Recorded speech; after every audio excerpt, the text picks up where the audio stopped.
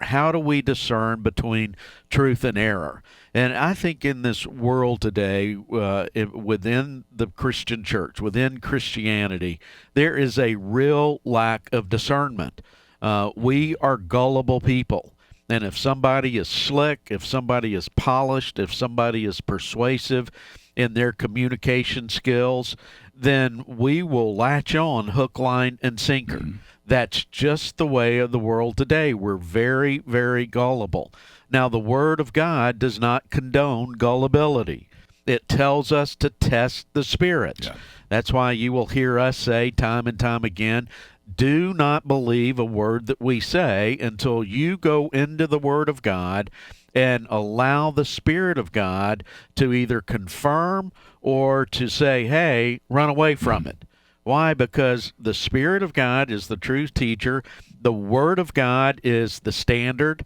And if we don't align with it, then we're not worth salt. We're not worth two dead flies, as I would say. Frequently. So we need to get away from this gullibility and to get back to discernment.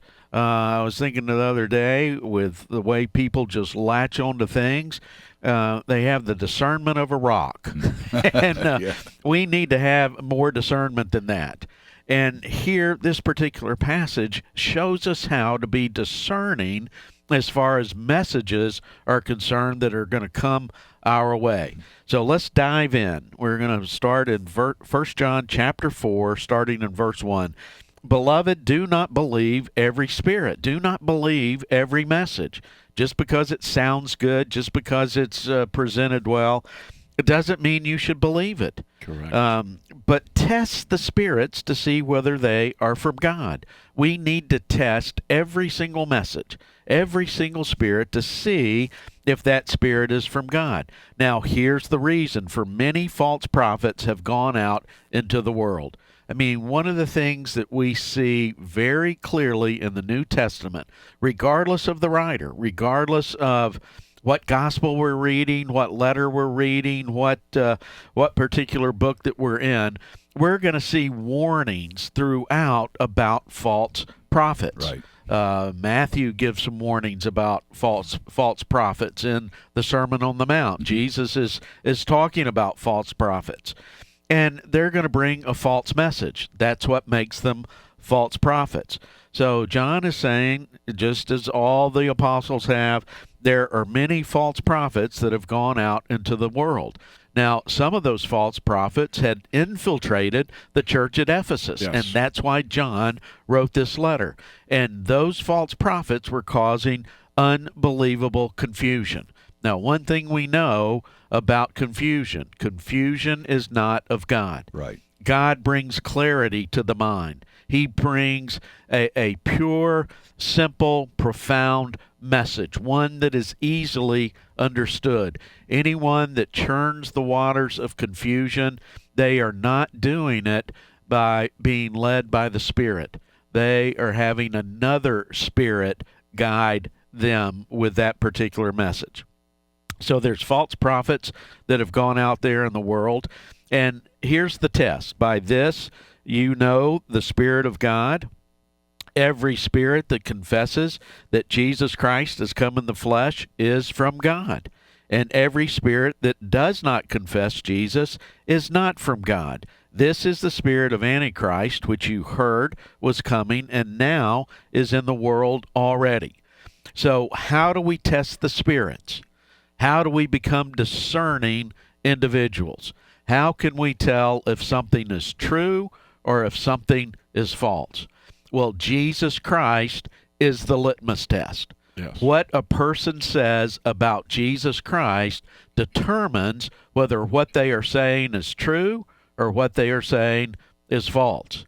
Now, the Spirit of truth is going to say that Jesus is indeed is the Christ, that he has come in the flesh. So this Jesus that the Bible talks about, the Word that was with God in the beginning, that was God, that became flesh and dwelt among us, this Jesus is truth. And it's in this Jesus that we have life. Now, if somebody denies that Jesus Christ came in the flesh or denies that Jesus is the Christ, they're speaking a false message. That is error. So truth is that Jesus is God, he is fully God, he is fully human, and that he has come to do something for us through his death, burial, resurrection, and ascension that we could not do for ourselves. Any other message about Jesus other than that one is a false message. Now, there are a lot of cults out there. There's one that is famous for coming and knocking at your door. Yes. And what do they say about Jesus? Do they say that he is God in human flesh?